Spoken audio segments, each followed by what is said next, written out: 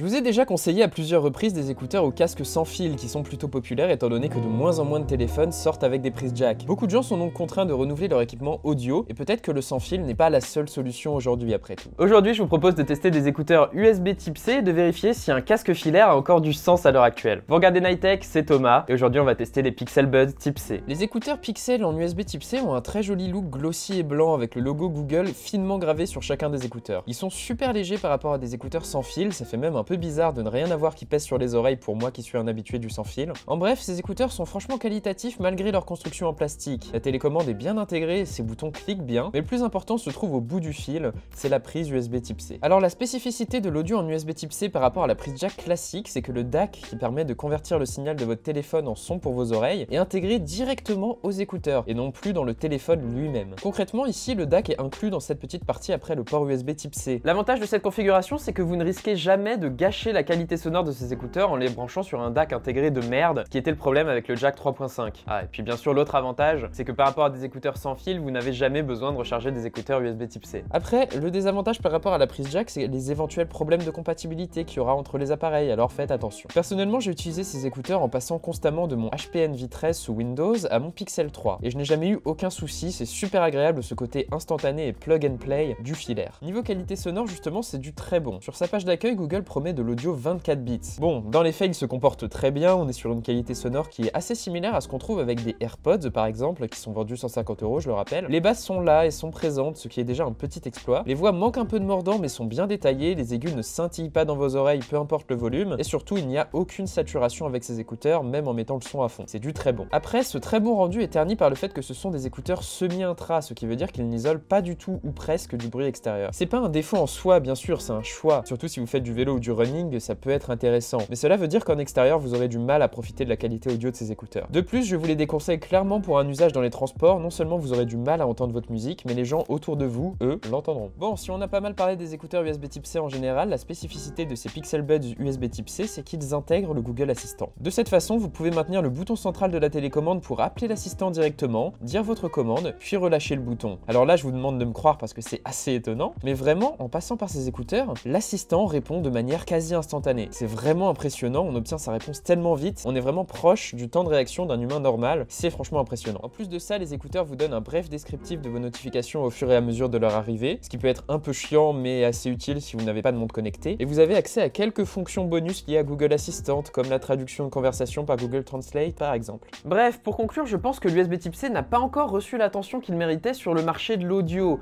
Concrètement, vu la qualité sonore de ces écouteurs qui ne coûtent que 35 €, je me dis qu'il y aurait vraiment un coup à jouer en sortant, pourquoi pas, un casque audiophile qui utiliserait l'USB type C. Je suis vraiment curieux de voir ça et peut-être que ça arrivera par exemple quand les iPhones utiliseront un port USB type C et non plus un port Lightning. Ça pourrait être intéressant. Bref, je peux que vous recommander ces écouteurs qui ne coûtent que 35 € et font de très bons écouteurs d'appoint avec un très bon son. Et bah, que dire de plus les gars, c'était Nightech, c'était Thomas, j'espère que cette vidéo vous aura plu, qu'elle vous aura aidé. Comme d'habitude, le j'aime, le commentaire et l'abonnement si ça vous a plu, ça fait grandir la chaîne et c'est super sympa. Et bah, je vous dis à la prochaine les gars, tout simplement.